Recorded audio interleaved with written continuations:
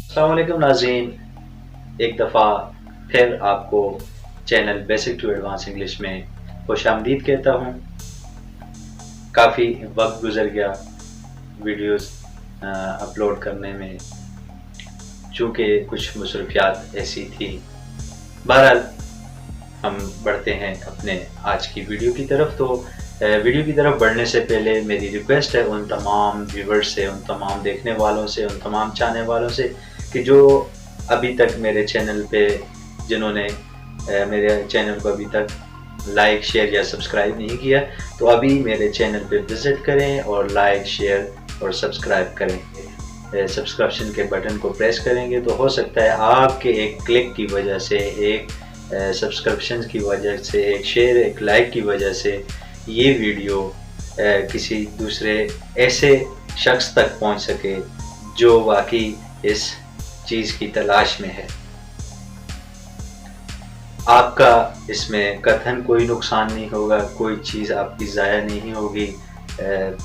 Just आपने सिर्फ एक क्लिक करना है, एक अंगूठे को थोड़ी सी जुम्बश देनी है, थोड़ी सी हरकत देनी है, तो इस हरकत, इस मूवमेंट के बदले में हो सकता है ये किसी का फ़ायदा हो सके। और हाँ, साथ बेल आइकन को प्रेस करना ना भूलें ताकि मेरी हर नई आने वाली वीडियो का नोटिफिकेशन आप तक आसानी से पहुंच सके। हम चलें अपने आज के लेक्चर की तरफ। तो हमारा आज का लेक्चर, जो कि हम पिछले लेक्चर में बता चुके हैं, डायरेक्ट इनडायरेक्ट के रूल्स और उसकी फॉर्मेशन, उसकी स्ट्रक्चर कैसे होगी, आज हम उनको सीखने की कोशिश करेंगे एग्जांपल्स के थ्रू कि वो कैसे डायरेक्ट से इनडायरेक्ट नरेशन में कन्वर्ट किए जाएंगे और उनके अंदर कौन कौन सी चीज़ों का हमने प्रैक्टिकली ख्याल रखना है और कौन कौन से ऐसे ज़माने हैं कि जिनके सेंटेंसेस को हम इनडायरेक्ट स्पीच में कन्वर्ट कर सकते हैं। तो आज हम पढ़ेंगे डायरेक्ट इनडायरेक्ट के प्रेजेंट सिंपल को, फिर उसके बाद हम उसकी दूसरी मिसालों को देखते हुए आगे आहिस्ता आहिस्ता बढ़ेंगे। आज का लेक्चर है जी डायरेक्ट एंड इनडायरेक्ट नरेशन पर जी। तो आज हम डायरेक्ट इनडायरेक्ट नरेशंस को पढ़ना और उनको सीखना, उनको तैयार करना सीखेंगे कि वो कैसे कन्वर्ट होंगे। तो उसमें हम सबसे पहले असर्टिव सेंटेंसेस देखेंगे कि असर्टिव सेंटेंसेस को हम कैसे कन्वर्ट करेंगे। तो सबसे पहले हम देखते हैं जी प्रेजेंट सिंपल का। अगर प्रेजेंट सिंपल का असर्टिव सेंटेंस हो कि he said to me I tell lie, he said to me I tell lie, अगर हम इसका उर्दू में इसकी ट्रांसलेशन करें तो कुछ यूं होगा कि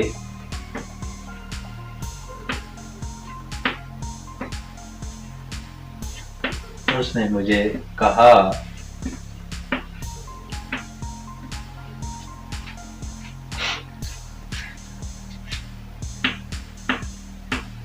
मैं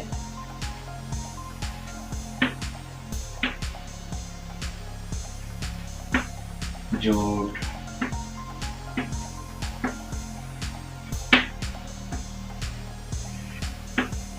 बोलता हूँ।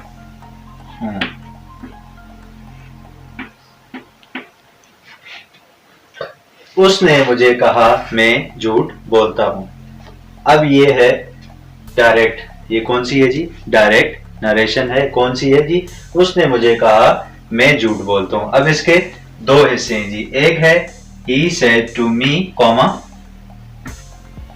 ये पोर्शन, और दूसरा है जी I tell lie, ये जो इन्वर्टेड कामा के अंदर है।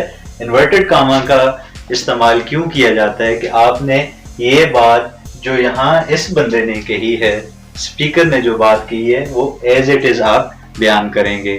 तो अगर आप एज इट इज बयान करेंगे तब आपने इन्वर्टेड कामास का इस्तेमाल करना है। लेकिन जब आप इसको इनडायरेक्ट में कन्वर्ट करेंगे तो उसके लिए इसके रूल्स चेंज हो जाएंगे। लेकिन सबसे पहले हम इसको देखते हैं कि इसके कौन कौन से पोर्शंस हैं, जो पिछली वीडियो में भी डिस्कस कर चुका हूं। ये है जी रिपोर्टिंग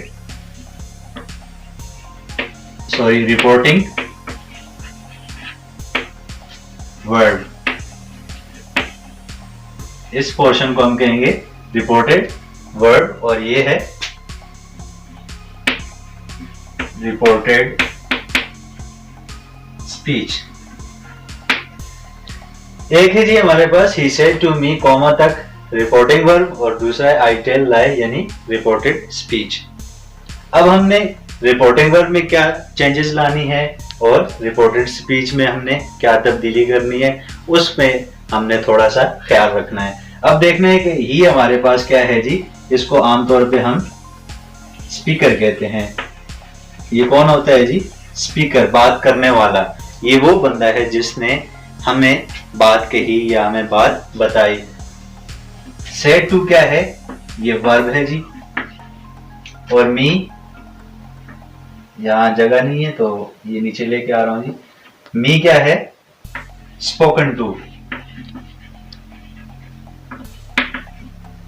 मी क्या है? स्पोकन टू, यानी जिससे ये बात कही जा रही है। और ये कॉमा जो यहाँ पे किसका काम कर रहा है जी? सॉरी, यहाँ जगह कम है, लेकिन इसको आप समझ लें कि ये इंटरजेक्शन की जगह काम कर रहा है जी। हम इसको यूं ले आते हैं, सॉरी कहाँ से, यहाँ से ले आते हैं जी। ये क्या है जी? कॉमा या इंटरजेक्शन। इंटरजेक्शन आप मेरे पार्ट्स ऑफ स्पीच में जाकर देख सकते हैं कि इंटरजेक्शन क्या होता है, उसकी क्या खसूसियात हैं, उसकी ट्रेड्स क्या हैं, वो आप वहां से देख सकते हैं। लेकिन यहाँ हम देखते हैं कि इंटरजेक्शन क्या है जी? दो हिस्सों को आपस में मिलाने का काम करता है। अब हम पहले इस पे बात कर रहे हैं, उसके बाद हम अगले पे बात करेंगे। अब हमने देखा कि ही यहाँ पे स्पीकर है जो बात करने वाला है, सेड टू यहाँ पे वर्ब है, मी यहाँ पे स्पोकन टू है यानी जिससे बात की जा रही है, और कॉमा यहाँ पे इंटरजेक्शन का काम कर रहा है। उसके बाद ये इन्वर्टेड कॉमास हैं, यानी ये हमें बता रहे हैं कि ये बात कोट की गई है। ये कोटेशन मार्क भी इनको कहा जाता है, इन्वर्टेड कॉमास भी कहा जाता है और कोटेशन मार्क भी कहा जाता है। तो ये बता रहे हैं कि ये चीज जो हमने इसके अंदर लिखी हुई है ये बात कोट की गई है, यानी ये उसके अपने अल्फाज नहीं है बल्कि जिसने कहे हैं ये उसके वही सेम अल्फाज हैं, हूबहू वही अल्फाज हैं। तो अब हमने इनको खत्म कैसे करना है उसकी तरफ बढ़ेंगे। तो अब हम इसको अगर चेंज करें तो कुछ यूं होगा, ही चूंकि जो स्पीकर है वो सेम रहेगा। अब हम इसका याद रहे कि इनडायरेक्ट बना रहे हैं, इसका इनडायरेक्ट बना रहे हैं तो ही एज इट इज यानी स्पीकर एज इट इज रहेगा, और मी यानी स्पोकन टू जो है वो भी एज इट इज रहेगा, यानी जिससे बात की गई है और जिसने की है इन दोनों को हमने सेम इनडायरेक्ट में रखना है। उसके बाद वर्ब है। अब हमने देखना है कि ये अगले हिस्से में कौन सी बात की गई है। अगर यहाँ पे कोई इंफॉर्मेशन होती तो हम यहाँ पे इन्फॉर्म लिखते। अगर इस हिस्से में यानी रिपोर्टेड स्पीच के अंदर इंफॉर्मेशन होगी तो हम यहाँ पे इन्फॉर्म लिखेंगे, इन्फॉर्म टू लिखेंगे, यहाँ क्योंकि टू लिखा हुआ है। तो अगर यहाँ सिंपल सेड लिखा होता, ही सेड आई टेल लाई, यानी टू मी न लिखा होता, या यहाँ जो भी होगा उसको अगर टू के बाद या सेड के बाद अगर कुछ और लिखा होता या ना लिखा होता तब हम इसको यहाँ पे वही लिखते। अगर सेज लिखा होता तो हम सेज लिखते, अगर सेज टू लिखा होता तो हम सेज टू लिखते। लेकिन हमने इसको देख के यहाँ पे जो वर्ब है उसको चेंज करना है। अब यहाँ ही आई टेल लाई, ये नहीं है वो अपने बारे में कुछ बता रहा है, तो ये क्या होगा? He told. सेड किस में चेंज होगा? He told me, he told me, he told to me, क्योंकि टू लिखा हुआ है तो यहाँ पे भी टू आएगा। तो ही टोल्ड टू मी। अब यहाँ पे हमारे पास क्या चीज बची इस पोर्शन में? कॉमा। तो कॉमा की जगह हम इसमें इस्तेमाल करेंगे दैट। किस चीज का इस्तेमाल करेंगे जी? दैट का। तो क्या हो गया जी? He told to me that. अब हमने आना है अपने रिपोर्टेड स्पीच पे। अब रिपोर्टेड स्पीच के हिसाब से हमने यहाँ पे जो इसकी वर्ब थी वो टोल्ड की, क्योंकि प्रेजेंट सिंपल अगर है तो वो पास्ट सिंपल में कन्वर्ट हो जाएगा। याद रखना है आपने कि अगर सिंपल है, प्रेजेंट का सिंपल है तो पास्ट का सिंपल हो जाएगा। अब यहाँ पे हमने उस चीज को यहाँ पे लिखना है। किस चीज को? I tell lie. अब आई कौन है जी? आई हमारे पास क्या है? ये है फर्स्ट पर्सन सिंगुलर नाउन। अब ये फर्स्ट पर्सन है, अगर ये यहाँ पे होता यानी वर्ब के बाद होता तो ये सेकंड पर्सन होता। तो अब यहाँ पे ये क्या है जी? फर्स्ट पर्सन है, यानी फर्स्ट पर्सन कौन है? आई। आई क्या है? यहाँ पे फर्स्ट पर्सन है। तो यहाँ फर्स्ट पर्सन कौन है? यहाँ पे फर्स्ट पर्सन ही है। ये क्या है जी? फर्स्ट पर्सन कौन है जी? ही है, यानी फर्स्ट पर्सन से मुराद स्पीकर कौन है? स्पीकर कौन है? तो स्पीकर यहाँ पे ही है, तो आई की जगह क्या आएगा जी? ही। समझ आ रही है? उम्मीद करता हूं कि समझ आ रही होगी। अब आई जो कन्वर्ट हो गया ही में, ये क्यों हुआ ये भी मैं आपको बताऊंगा, लेकिन आप पहले इसको बनाना सीख जाएं, उसके बाद आपको जो थोड़ी बहुत कमी पेशी होगी वो इंशाल्लाह दूर कर दी जाएगी। अब यहाँ पे है टेल। टेल चूंकि हमने कहा था कि अगर फर्स्ट फॉर्म है तो हमने इसको सेकंड फॉर्म में करना है, सेकंड फॉर्म होगी तो वो थर्ड फॉर्म में चली जाएगी। तो अब ये जाहिर सी बात है फर्स्ट फॉर्म है, क्योंकि कौन सा है जी? प्रेजेंट सिंपल का इजर्टिव है। प्रेजेंट सिंपल का इजर्टिव है, तो यहाँ इसकी फर्स्ट फॉर्म है, इसको हमने चेंज करके यहाँ पे टेल की सेकंड फॉर्म क्या है? टोल्ड। टोल्ड। अब लाई क्या है जी? झूठ है, तो लाई रहेगा। अब इसके इन्वर्टेड कॉमर्स खत्म हो गए, ठीक है। अब इसकी अगर हम उर्दू में ट्रांसलेशन करें तो कुछ यूं होगा,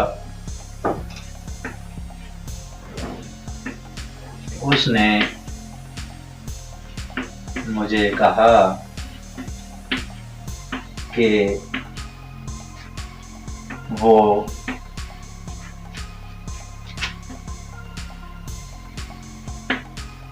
झूठ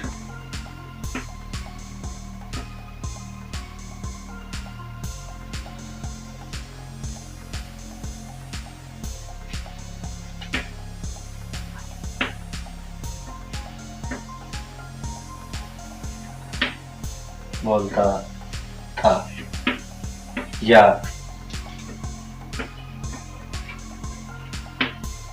उसने मुझे कहा कि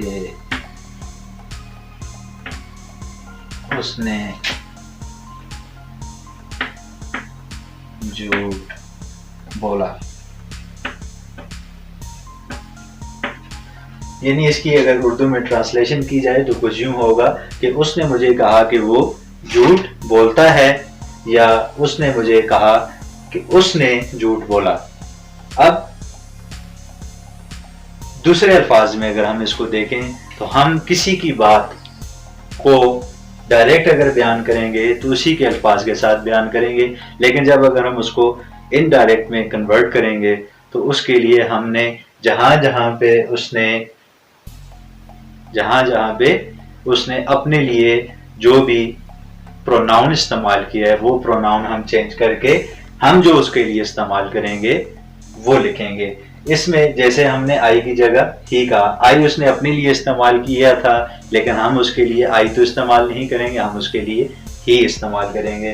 तो आई की जगह हमने ही इसलिए लिखा। ये जो ही हमने लिखा था दैट के बाद ये ही इसलिए आया कि एक तो ये फर्स्ट पर्सन है, अगर फर्स्ट पर्सन की आपको समझ ना आए तो आपने इसको अपने अल्फाज में कुछ यूं बयान करना है कि उसने ये कहा था, तो अब उसके लिए हमने ही कहना है। ही उस कौन था? उस ही था।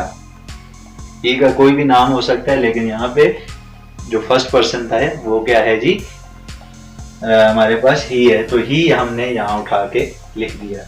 अगर यहाँ पे कुछ और होता तो हम उस हिसाब से लिखते। बाज़ औक़ात क्या होता है कि हमने इस मी को भी यहाँ पे लिखना होता है। दैट के बाद कभी कभार हमारे पास मी भी आता है, वो आगे हम आपको बताएंगे कि वो कैसे आता है।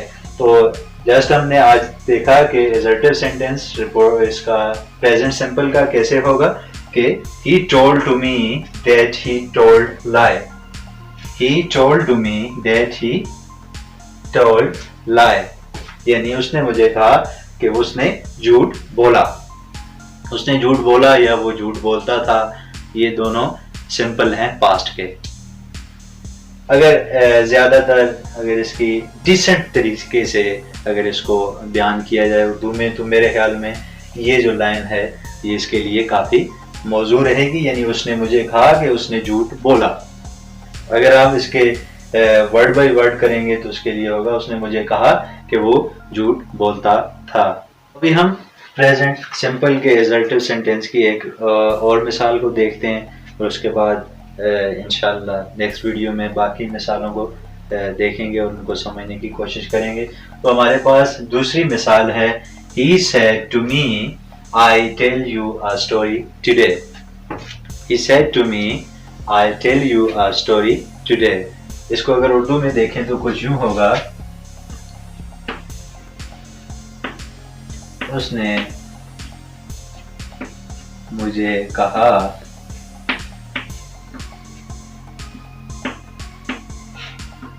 इन्वर्टेड कॉमन, क्या कहा जी कि I tell you a story today,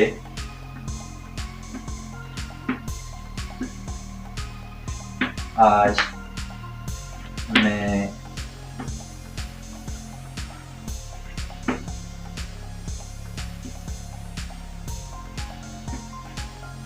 तुम्हें एक कहानी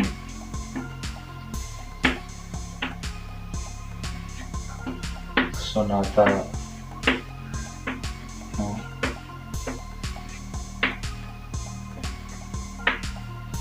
उसने मुझे कहा आज मैं तुम्हें एक कहानी सुनाता हूँ। अब ये उस बंदे ने जो बात की है वो हमने यहाँ पे ट्रांसलेट कर दी है। इंग्लिश में कुछ यूं होगा, He said to me, I tell you a story today. He said to me, I tell you a story today. तो अगर हम इसको इनडायरेक्ट में करेंगे तो कुछ यूं होगा, हमने पहले कहा था कि जिसमें जो स्पीकर है उसको हमने एज इट इज लिखना है। अब इसमें स्पीकर क्या है जी, ही इसमें स्पीकर है। सेड टू को हमने छोड़ देना है, मी की जगह हमने कहा था कि मी जो कि स्पोकन टू है वो एज इट इज रहेगा। कॉमा की जगह हमने दैट लिख देना है। बाजू का यहाँ पे इफ भी आएगा, लेकिन वो इफ वाली कंडीशन कब कैसे आएगी वो बाद में आपको बताऊंगा, लेकिन अभी फिलहाल दैट को आपने समझना है। अब दैट किसकी जगह आया जी, कॉमा की जगह। मी जो हमारा स्पोकन टू था वो अपनी जगह पे आ गया, स्पीकर अपनी जगह पे आ गया।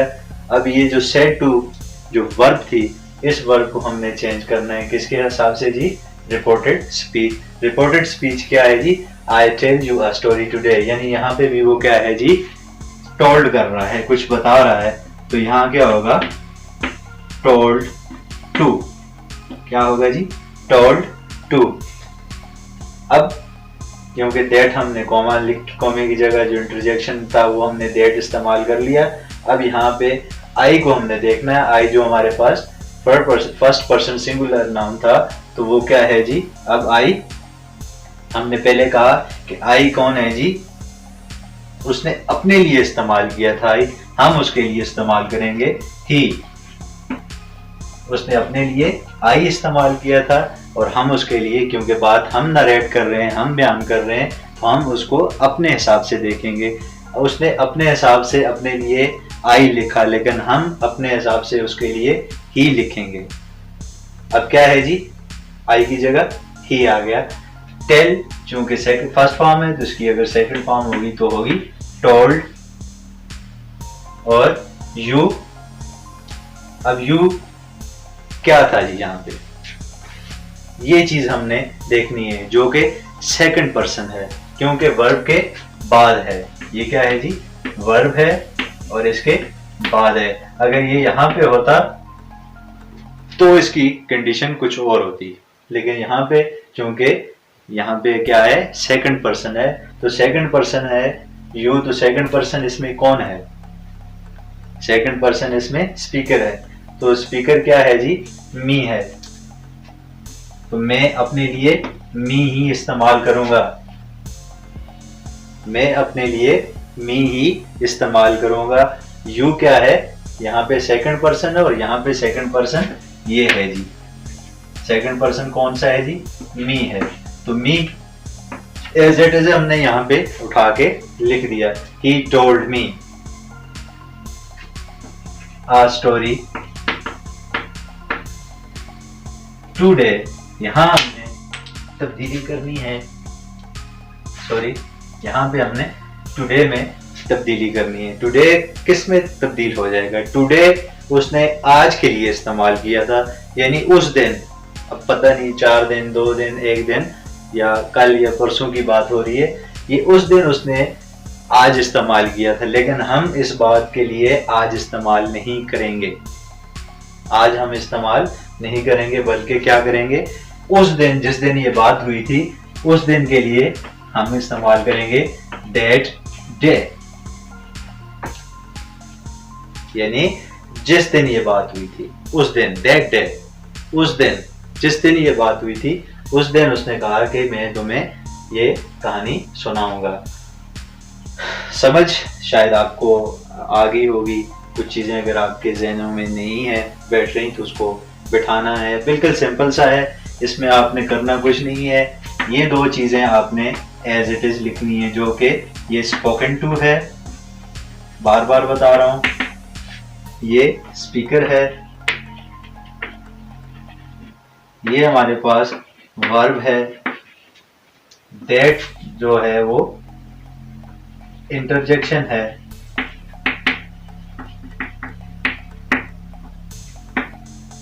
ही हमारे पास क्या है,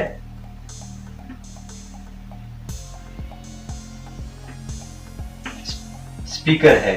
आप यहाँ पे इसको जस्ट इसी चीज से समझ लें कि ये क्या है जी, हमने स्पीकर का जिक्र करना है, यहाँ पे हमने स्पीकर का जिक्र किया।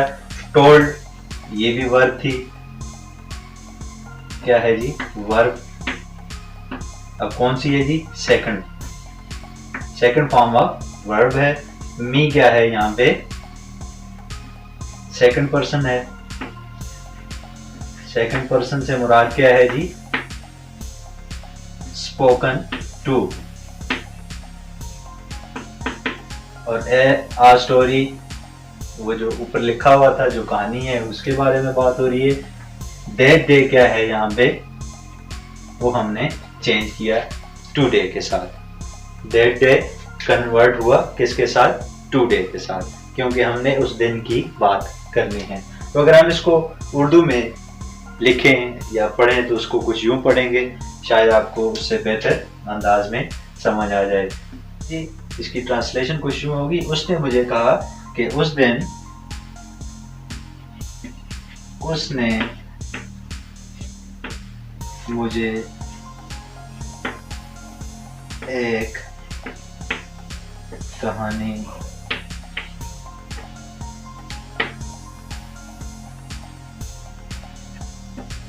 सुनानी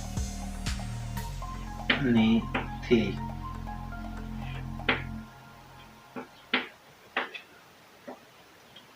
यानी उसने मुझे कहा कि उस दिन उसने मुझे एक कहानी सुनानी थी। बात आपको समझ आ गई होगी। उर्दू में देख लें, थोड़ा सा लेंदी हो रहा है, लेकिन इंग्लिश में आप देखें तो इंतहाई आसान है। यहाँ पे जस्ट हमने रिपोर्टेड वर्ब के अंदर रिपोर्टिंग वर्ब के अंदर रिपोर्टेड स्पीच को देख के तब्दीली लानी है, और रिपोर्टेड स्पीच में हमने रिपोर्टिंग वर्ब को देख के तब्दीली लानी है। उम्मीद करता हूँ कि आज की वीडियो, आज का लेक्चर आपके जहनों में बैठ गया होगा। आप मज़ीद इसको प्रैक्टिस करें, और इस हवाले से कोई अगर आपके जहनों में कोई सवाल हो तो अपने फीडबैक, अपनी आरा से ज़रूर कमेंट सेक्शन में आगाह कीजिएगा। शुक्रिया।